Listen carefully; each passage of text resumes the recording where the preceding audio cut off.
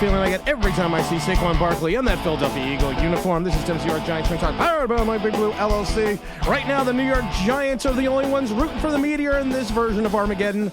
Oh, it's just one of those things that you have the Commanders versus the Eagles, 3-something this Sunday. Truckosaurus at the link. I will be there. I was there the last 2 games.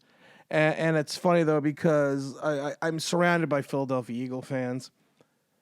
And my one neighbor was like, we saw the prices of the ticket, and he was like, we're going to start a GoFundMe page, Tim, just to send you, because every time you go to Eagles playoff games, they go to the Super Bowl. So you need to be there Sunday. So I will be there Sunday. Yeah, thank you very much. I was wrong. I was trying to do Sunday, Truckosaurus. I will be there. I want to talk about Jaxson Dart. I want to talk about Will Johnson. I want to talk about some of the other quarterbacks in this draft that Giant fans are opining over. And it's one of these things that Will Johnson probably wouldn't have been drafted last year. Jaxson Dart, to me, is this year's Spencer Rattler. He probably wouldn't have been drafted last year as well. But what a difference a year makes. All of a sudden, you've gone from the cook in the kitchen to the belle of the ball. Your talent hasn't changed. Your abilities haven't changed. Your thought process hasn't changed.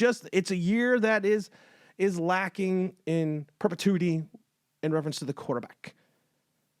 I want to talk about Bob Papa for a second, because Bob Papa, I love it because when he sees me, he thinks I'm somebody else.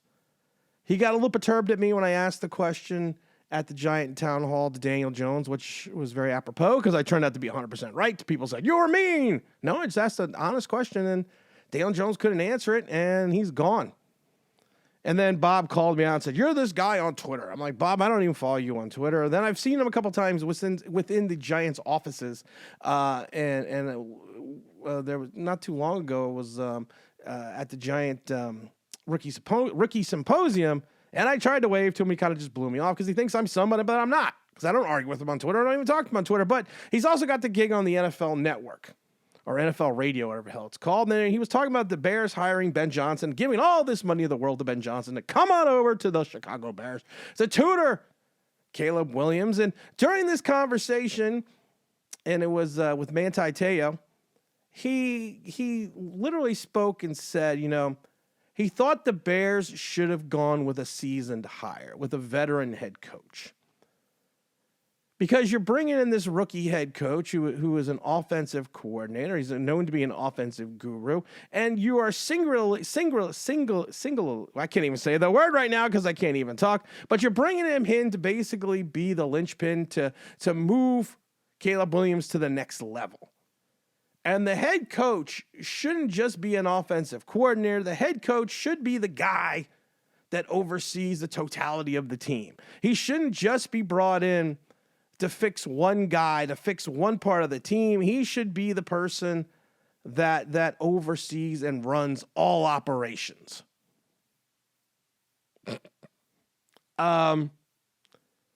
Okay.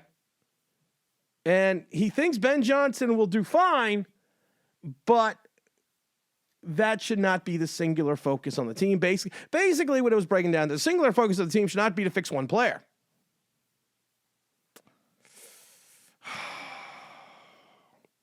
Bob, you realize that you work at MetLife. You realize you work for the Giants, right? You realize that Brian Daboll, who was just an offensive coordinator, had no success outside of being an offensive coordinator, was basically brought in to fix Daniel Jones. When the Giants, after the Joe Judge disaster, probably should have went with a seasoned head coach, you were one of the guys that was trumpeting the hire of Brian Daboll, even though he is a singular-minded offensive head coach who was calling the plays. And you look at that and you kind of just scratch your head and say, Bob, what have you been watching the last 3 seasons?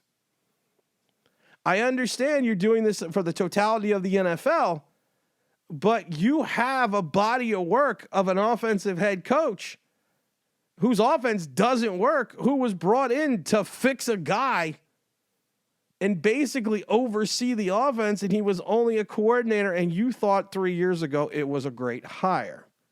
But now that the Bears have kind of done the same thing, that's not going to work. But somehow, Aaron Glenn is going to be a good hire for the Jets or the Saints, even though he is also a coordinator who is singularly focused on the defense. Oh, you know, it's there. There's so many reasons why my head hurts in Giantland. There's so many reasons why. I want to talk about the quarterback situation because if you don't have one, you have none. If you have three, we have still none. But right now, the belle of the ball for the Giants is Jaxson Dart. Dun, dun, dun. Oh, that old Miss running rebel quarterback, 21 years old. 6'2", 225. He is just this guy that all of a sudden Giants like, we're going to take Travis Hunter and then we're going to take Jaxson Dart because Jaxson Dart's going to be the man. Jaxson Dart's got all this ability. Jaxson Dart's got all this moxie. He had a great season, his third season over at Ole Miss. 4,000 yards, 29 touchdowns, 6 interceptions, throwing for 10 yards, a completion. 4,279 yards, 69% of his passes completed. Damn. All right. You know what? You could say a lot of things about some of the things in reference to what I say in regards to player speculation. But one thing I will tell you, I've been pretty much right on a lot, and people tell me all the time, is the quarterback situation. People say I failed at Malik Wilson because that usually is the one thing they like to point out, but he had 3 wins this season, and Packers don't make the playoffs without him. Even that comes from Matt LaFleur, not me. He should have had 4 wins that last game of the season. He brought the team back, but they gave up that field goal. Talked about the collapse of Josh Rosen. I talked about how Baker Mayfield, when he finds his stride, is going to be a good quarterback. If I talked about Kyler Murray, I could run down the list of quarterbacks that I told, that I said were going to be just god awful. I said stay far away from Josh Rosen. I said don't pick Daniel Jones. Whatever you do, there's so many quarterbacks that I can talk about.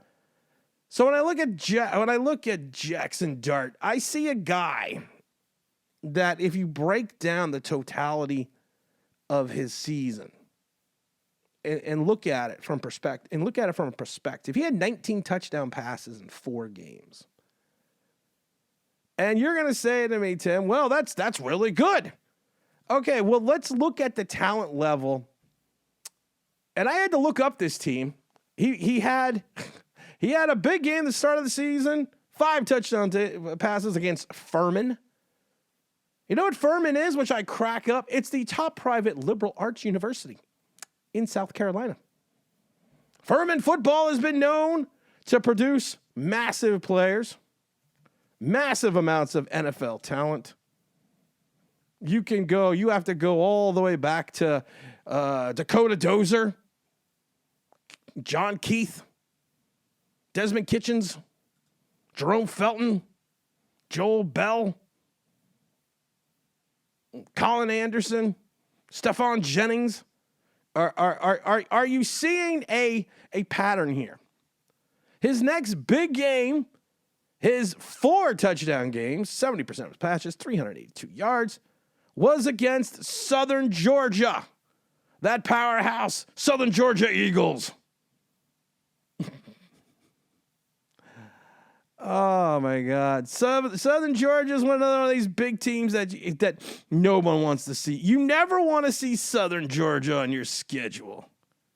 You want to make sure you stay away. You want to make sure you stay away from Southern Georgia. They had big wins against Marshall, James Madison. They lost to Old Dominion. They lost to Troy. They lost to Sam Houston. They lost to Boise State. But that was his other big time game. Yeah, we got another big time game. And then you take a look at the fact that where else did he have? He had 6 touchdown passes against Arkansas. 7-6 Arkansas. And then his last big game of the season was the 4 touchdown passes against that football powerhouse. You know it. I know it well. Duke University. Of course, he was the freshman. He was a freshman phenom, not really phenom back in 2001 at USC. He's just not. Like I said, to me, he is this year's Spencer Rattler. That's what he is. And you have Giant fans that want to take him in the second round. They're like, we're gonna get Travis Hunter, and we're gonna grab him.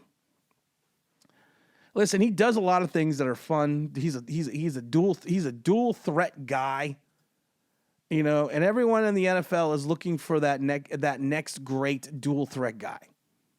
100%. You always want to see that, but you know what? I don't think he's got the arm strength. I think he's got maybe a little bit less of the JJ McCarthy arm strength. It's solid, but it's not top flight.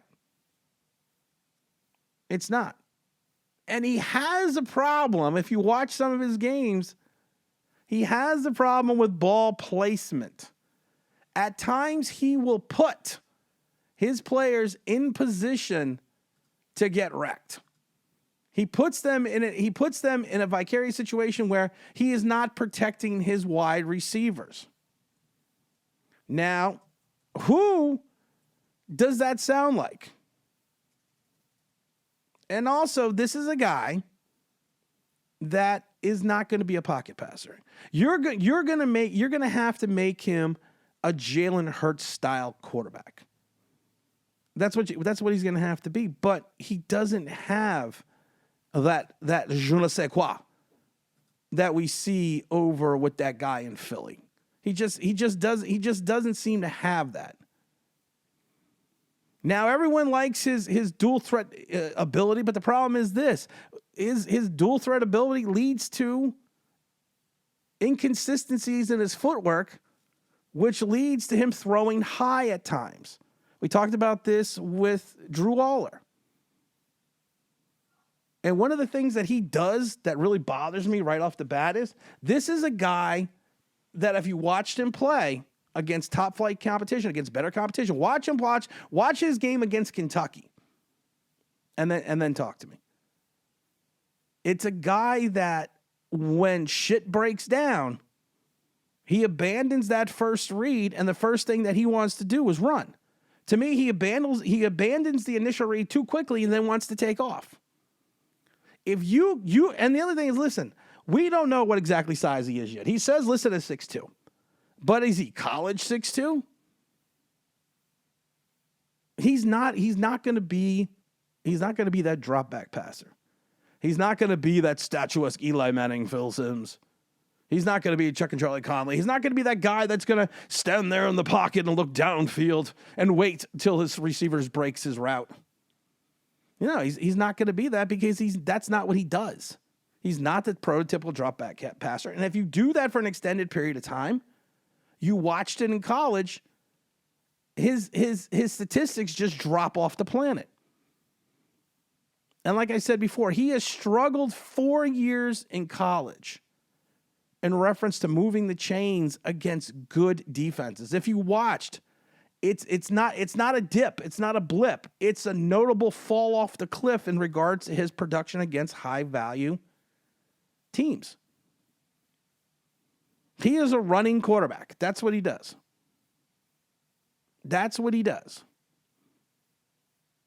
And like I said, this season alone, all the warning signs are there that he is going to have, that he had the inability to move the ball against NFL style or NFL caliber type defenses. Like I said, go back to that Kentucky game. The Kentucky game, he got pressured, and Kentucky uses more of an NFL style complex coverage schemes. They really do. And you notice right then and there when they went up against Kentucky, his ability to process the play really slowed down, which led to significant issues in his play. He has not shown the ability to fire up against top tier components. And like I said, he's got a decent arm. He doesn't have a great arm. He's a good runner. He's going to be, you know, we always talk about Bruce Leroy and who is the master? I am. He's going to be the master of the RPO, the master of the play action, 100%. That will be his forte. He's going to be Spencer Rattler. But he just doesn't move the needle in reference to being that guy. That, you know, that big, you know, that big time guy that you want to go after. He just doesn't show it. And I'm talking Will Howard. Why am I saying Will Johnson? Because I got quarterback Will Howard. I got Will Johnson on the mind because I have this feeling. I got this feeling that the Giants are going to draft. The Giants going to take a corner. I just have this feeling. You know, there's so many things that are fucked up about this team. It's just you just got a feeling they're gonna do something like that. You know, at times I was watching Will Howard play in that championship game. In that first half, I was texting James Williams, and I say, you know what the problem is here with Will Howard? Right now, Will Howard's carving up Notre Dame. I didn't think Notre Dame had that great of a defense. I think Notre Dame was just a very well-coached team all around. And I just think that Will Howard was having the game of his life at 6'4", 235. He is the guy, though, that is a prototypical giant quarterback. I'm surprised we haven't seen that name come up. He played 73% of his play offense for only 3,000 yards, 36 total touchdowns, 29 passing, 7 rushing. He looked his best in this playoff series. What did he have? 300 yards and 3 scores against Oregon. He is the prototypical pro-style attacking quarterback. That's what he is. He's the prototypical size that you used to want to see in the quarterback always. He's just got that strength.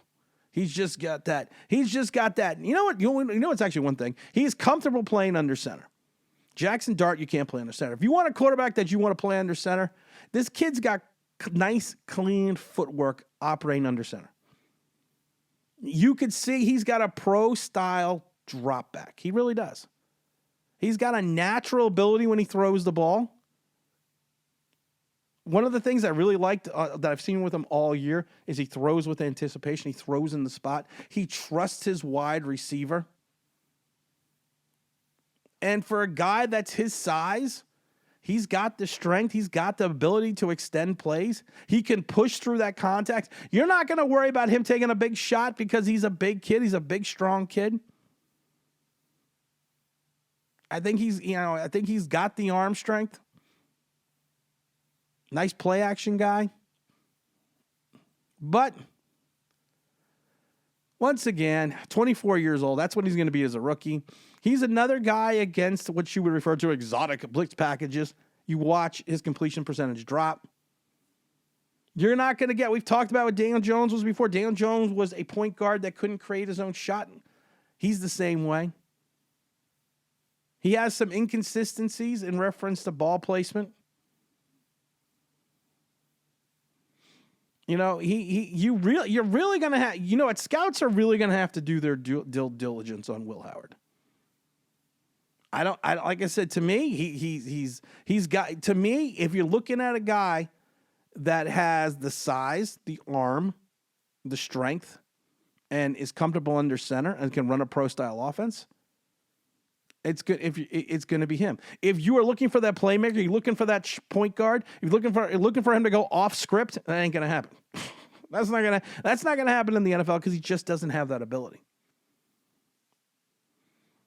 But once again, Giant fans get a little glimmer of someone, and they don't look at the entire picture. They look at small moments. Well, small moments is what led us to draft a quarterback out of Duke twice. And neither of those guys worked out. Listen, to me, like I said this before, this is the Kenny Pickett draft. There are 2 quarterbacks in this draft. Anything beyond that, it's a reach.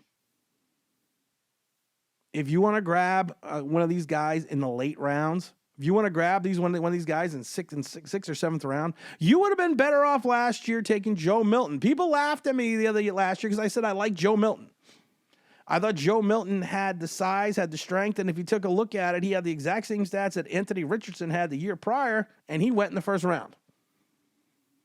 And Joe Milton, they all pointed that he was a product of Tennessee. Look at Hendon Hooker. But Joe Milton has, and I said it before, Joe Milton has all the natural abilities and traits you want in an NFL quarterback. Will that make him an NFL quarterback? No.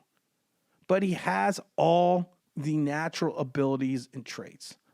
And if one more idiot talks to me about Dillon Gabriel, I watched Dillon Gabriel play up to, starting up at UCF. This kid is they haven't listed as 6 feet. He's not 6 feet.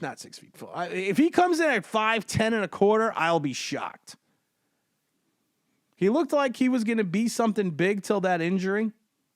He looked like he was putting up prolific numbers, but he got exposed. He gets exposed against superior talent, and he doesn't. I don't see him having an NFL quality arm.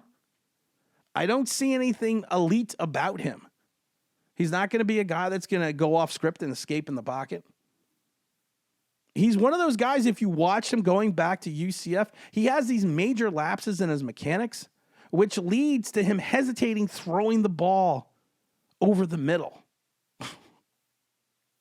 And he's not a guy that's going to fit shit into tight windows. That's just not it. That's just not who he is. But again, I already see people say, we need to take him. We need to take him. Oh, dear Lord. Sometimes you want to take garbage when only trash is available. Oh, I'm going to have to do a live stream on Saturday because, like I said, I will. No, we can do it on Sunday because I probably won't leave to the game till like 11:30, 12 o'clock. Get there early enough because it is like it's like a weird 3 o'clock start. As always, don't forget to like, don't subscribe, don't forget to ring that bell because you want to know why. That'd be awesome.